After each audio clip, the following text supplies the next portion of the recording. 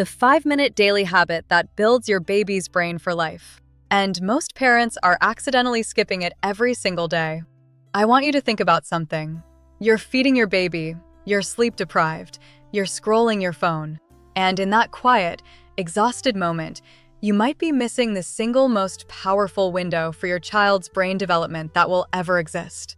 Not an expensive toy, not a flashcard program, not a special supplement, just 5 minutes. And your voice.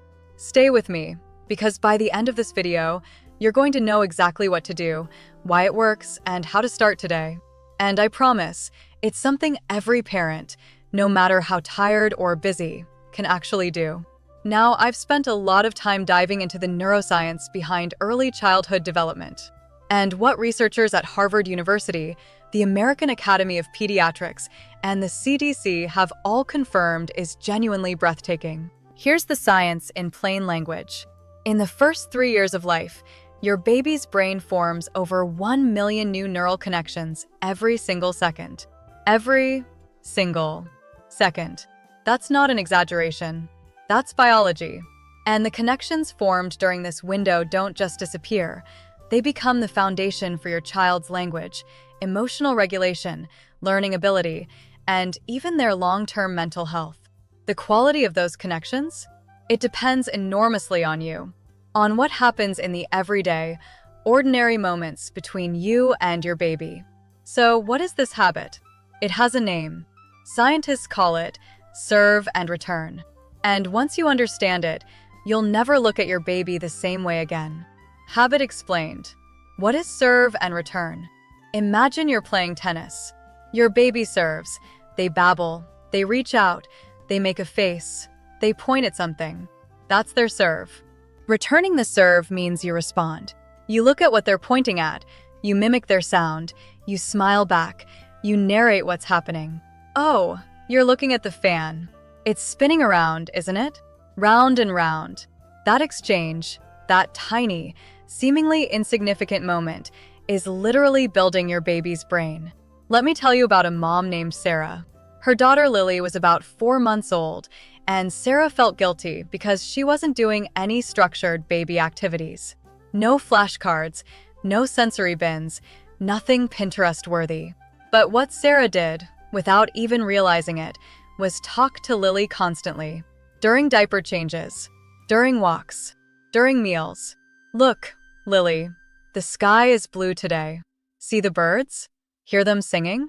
At Lily's 18-month checkup, her pediatrician remarked that her vocabulary was advanced for her age.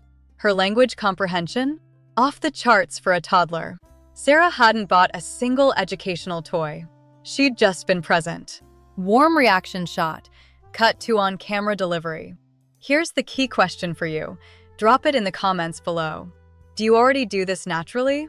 Or did you not know it had a name? I'd genuinely love to know. The science.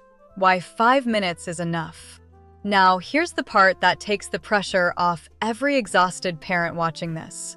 You don't need to be a neuroscientist. You don't need an hour. Research from the Center on the Developing Child at Harvard shows that even brief, consistent, back-and-forth interactions, just 90 seconds to 2 minutes, are enough to trigger meaningful neural pathway development when done regularly. That's why I say 5 minutes. Because if you consciously set aside 5 minutes a day, broken into small moments, and do this intentionally, the cumulative impact over months and years is staggering. Think of it like interest in a savings account. Each small deposit seems tiny, but over time, your child walks into kindergarten with a brain that's wired for curiosity, emotional resilience, and language. That's the compound effect of 5 mindful minutes a day. The scientific term is contingent responsiveness, responding consistently to your baby's cues. Studies published in the journal Child Development link this directly to better executive function, stronger emotional regulation, and higher IQ scores at age 5 and beyond. And here's something that might surprise you. It's not about how much you talk to your baby. It's about how. A television playing in the background all day? The research shows it has almost zero developmental benefit. But a parent making eye contact and responding to a babble?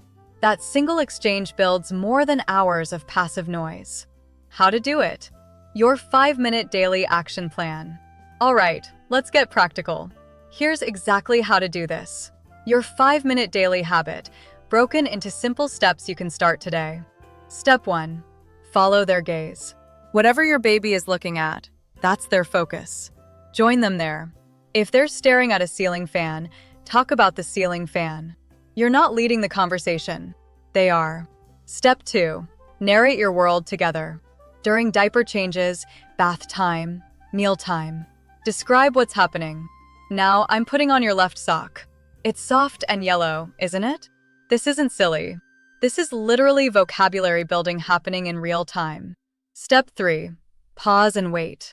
After you talk, pause. Give your baby space to respond. With a sound, a look, a movement.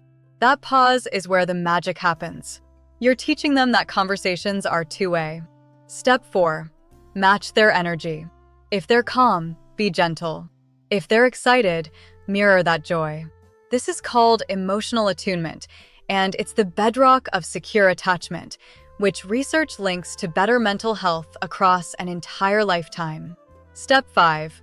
Do it in micro moments. You don't need to block out 5 minutes. 3 90-second moments during your normal routine is enough. Diaper change, feeding, morning wake up, done. Story. The parent who almost missed it. I want to share a story that really stayed with me. A father named James, a hardworking guy, 2 jobs, always tired, told me he used to hand his phone to his 7-month-old son just to get 5 minutes of peace. Not because he was a bad dad, because he was human and exhausted. One day, his own mother visited and simply sat on the floor with the baby. No phone. She just started talking and responding to every little coo and reach. The baby lit up in a way James hadn't seen before. James told me, "It hit me that I wasn't ignoring my son on purpose. I just didn't know that those little noises he was making were him trying to talk to me." That week, James started narrating his morning routine to his son. Getting dressed, making coffee, walking to the car. 6 months later, his son was one of the most vocal babies in their playgroup. It wasn't a program. It wasn't expensive. It was James, showing up in the small moments. Comment below, what's one moment in your day when you could add a serve and return interaction? Nap time routine? Morning feed? Let the community know. Your idea might help another parent. Before we get to the recap, here's a bonus tip that most parenting books don't tell you. The single most powerful phrase you can add to your serve and return interactions is, "I see you." Not literally those words, but the message. When your baby babbles, instead of just continuing your task, stop. Turn your body toward them. Make eye contact. Respond directly to what they did. Researchers call this joint attention, and it's one of the strongest predictors of language development and social-emotional intelligence ever studied. Babies who experience consistent joint attention from caregivers show dramatically stronger vocabulary at 24 months and better peer relationships at age 6. 5 seconds of full presence is worth more than an hour of distracted togetherness. Let's bring it all together, because you just learned something powerful today. Your baby's brain is forming over 1 million neural connections per second right now. The habit that shapes those connections isn't a toy or a program. It's serve and return. It's responding to your baby's cues with warmth, words, and attention. In just 5 intentional minutes a day, broken into small moments during your normal routine, you are literally wiring your child's brain for language, confidence, emotional health, and lifelong learning. Follow their gaze. Narrate your world. Pause and wait. Match their energy. And remember, presence matters more than perfection. You don't have to be a perfect parent. You just have to be a present one. Now it's your turn. Drop a comment. Tell me your baby's age and which step you're going to try first. I read every single one. Hit the like button if this gave you something valuable. It genuinely helps this video reach more parents who need it. Subscribe and ring the bell. Every week I share practical, science-backed parenting content designed for real parents in the real world.